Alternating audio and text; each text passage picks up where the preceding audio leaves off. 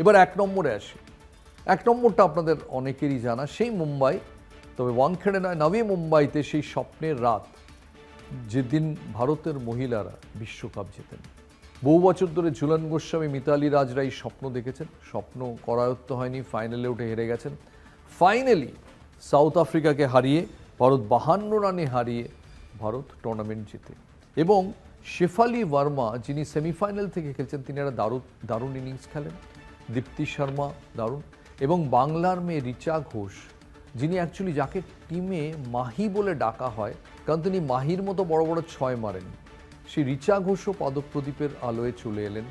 এটা এমন একটা ভিক্টরি, যেটা শুধু যে তার এফেক্টটা শুধু ক্রিকেটের ওপর নয়, এটা ভারতবর্ষের যে আপামর নারী সমাজ তাদের দেখালো যে আমরা কিন্তু বিশ্বের সঙ্গে পাঙ্গা নিয়ে বিশ্বকে হারিয়ে দিতে পারি।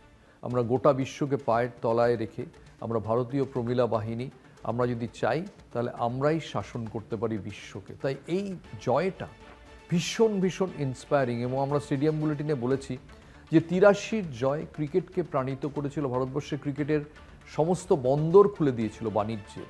কিন্তু এর রেশটা শুধু ক্রিকেটে পড়বে না, ভারতের মহিলাদের বিশ্বকাপ জয়, এটা সামাজিক জীবনেও একটা বিশাল ভূমিকা দেখা দেবে।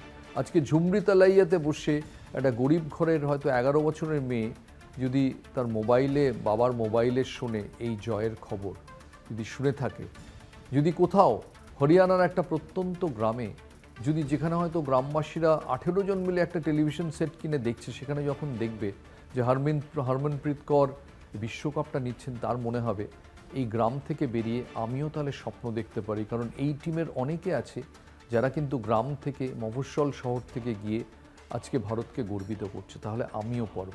সেজন্য এটা এত স্পেশাল, আর সেজন্যই এটা আমাদের নির্বাচনের এই খেলার মাঠের 10 অবতারের সবার আগে।